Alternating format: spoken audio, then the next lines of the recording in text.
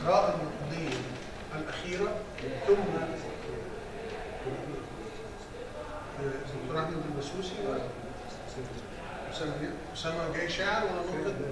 ناقد. طيب ما حضرتك ما تدينيش الاسم. أسامة جاد ناقد عام وشاعر. أسامة شاعرنا يعني. إذا إلى الدكتور أحمد البسوسي. تفضل. دكتور أحمد البسوسي تفضل. مساء الخير. الحقيقة أنا لا أخفي سعادتي على دعوتي لحضور هذه الاحتفالية بالصديق العزيز العظيم والشاعر الكبير. يعني أنا دايما بقول وبالتالي إحنا في حضرة شاعر من كبار شعراء مصر في العصر الحالي. يعني إذا كان يعني ملوش حظ في إنه يحتل الساحة الإعلامية والتلفزيونية والكلام اللي انتوا عارفينه ده، فده حال دايما المبدعين الأصلاء. ما تلاقيش مبدع أصيل حقيقي إلا وكان حاليا يعني غلبان طيب. والسمات الشخصية الخاصة بأستاذنا الأستاذ الشحات، يعني هو اتولد كده، اتولد إنسان يعني انطوائي شوية، اتولد يعني بيبقى مع نفسه، اتولد عبقري. يعني الشاب اللي هو دخل جاء من الدهرية في السنبلاوين وصل للقاهرة، جامعة القاهرة كلية الآداب، وكانت في هذا الوقت بتمر بكبار العلماء والباحثين في قسم اللغة العربية، واستلفت انتباههم هذا الشاب اللي نشر أول كتاب ليه في عمر 17 سنة. ده يعني نقول عليه إيه؟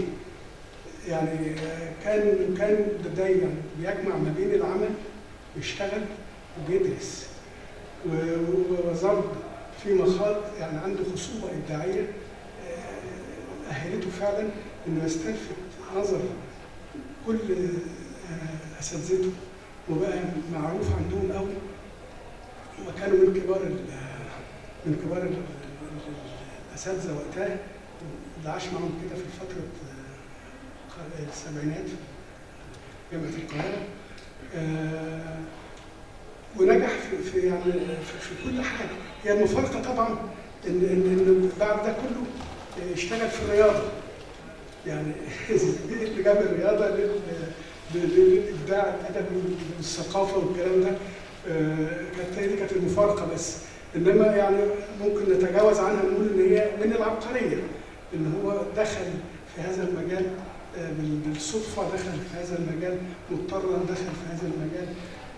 يعني كان معظمنا بيحب الرياضة، ومعظمنا بيحب كرة القدم وكلام من ده، يعني سواء مبدعين أو مثقفين أو كذا، مين ما بيحبش الكلام ده؟ بس هو أكيد طبعا هو كان هذا. الأستاذ محمد الشحات بيمتلك سمات المبدع الأصيل الحقيقي، المثابرة، هو دائما في حالة عمل مستمر، وده بيفسر يعني بيكتب كتير. يعني ما هو لازم المبدع يكتب كتير، يعني يتغلب على كل الظروف اللي هي معاه حواليه في البيت أو في الشغل أو في أي حتة، ويستمر في العملية الإبداعية ويظل يكتب. ولحد النهارده الحمد لله هو ما زال بيكتب كل يوم. فده من أهم سمات المبدع، إنه يتغلب. يعني في مبدعين كتير قوي عملوا عمل واحد أو عملين أو ظهروا في ندوتين وبينوا عبقرية جامدة قوي واختفوا تماما. قهرتهم ظروف الحياة وتعبتهم فاختفوا. فإنما المبدع الأصيل يستمر، لأنه مؤمن مؤمن بقدرات داخلية ما بيقدرش يقاوم إنه يوقفها. الأستاذ محمد الشحات لحد النهارده ما زال يمارس هذا فعل الكتابة، وده بيفسر ليه ما زال مستمر كل يوم ممكن يكتب. نجيب محفوظ كان بيعمل هذا الكلام، وكان مسيستم حياته بطريقة يعني محدده جدا، الكتابه الساعه كذا، مش عارف ايه الاكل الساعه كذا. كان نظامي جدا. كان سيستم حياته بشكل جامد قوي. عشان كده ده الغزاره في الانتاج، وفي نفس الوقت الغزاره في الابداع. الاستاذ محمد شحات كان بيتمتع بتلقائيه عاليه جدا، تلقائيه لفظيه عاليه جدا. انه طبعا كان بيقرا كتير مثقف وكلام من ده. لما نزل جامعه القاهره واستلفت انتباه اساتذته بايه؟ وزملائه في الجامعه بالتلقائيه والافكار اللي مرونه التفكير وتلقائيه الكلام، وكان عنده مخزون جامد جدا من الالفاظ. دي كلها من سمات المبدع الاصيل، انه يكون عنده طلاقه في الكلام، ويكون عنده مرونه في الافكار، في التفكير. كل حاجه تبقى يعني قابله للحكي، قابله للكذا. فالاستاذ محمد شحات يملك سمات المبدع الاصيل. هذا الشاب اللي جه من الدهريه للقاهره استطاع فعلا انه يحقق نصر قوي جدا في العمليه الابداعيه في مصر، وانجز كم من الدواوين الشعريه. انا عن نفسي يعني كان لي الشرف اني كتبت عن كذا ديوان فيهم بعض الدراسات،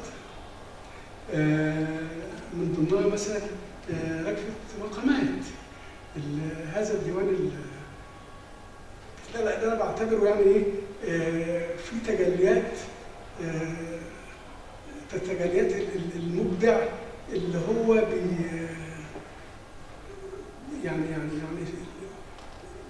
عنده نزعه صوفيه عاليه قوي. يعني هو ظهر في كلام الساده الدكاتره اللي هم بيتكلموا في المساله دي، المكاشفه، السر، كل الالفاظ دي كلها من معجم الصوفي اللي هو كان عاشق ليه، وده اللي مخليه كمان متجنب الصراع، انه يخش في صراعات بدائيه مع اخرين. فبالتالي تحس كانه منعزل، انما هو مش منعزل، هو مشغول بابداعه. وده المكر او ده الحاجه الايجابيه اللي هو انجز فيها انجاز عظيم، انه ما اهتمش بانه يتخانق مع حد، ما اهتمش بانه يعني انه يستحوذ على منصب، ما اهتمش بانه حد بكذا. وزعل شويه من الناس ما يعني ما بتكتبش وما بتسالش، بس ده كان اتجاه عام في مصر. ما فيش يعني النقد في مصر اصبح شلاليه دلوقتي. حضرتك عارف من زمان ان هو شلاليه، وحتى من ايام بتوع السبعينات واليسار ومش عارف ايه، ما كانوا يكتبوا الا عن زميلهم اليسار. فده يعني هي دي سمه للاسف، وربما هي مش موجوده في مصر بس، موجوده في كل حته، بس هي سمه انسانيه، يعني حاجه انسانيه. بقى عايز اتكلم في الاخر بسرعه على موضوع العمر واللي تم الكلام عليه. طبعا احنا يعني ان شاء الله انا مبسوط ان انا في احتفاليه السبعينيه بتاعتك النهارده، وان شاء الله يعني عقبال 70 سنه تاني. السبعينيه الاولى دي ان شاء الله بس بقول لك اهو عقبال 70 سنه تاني علينا اهو باذن الله.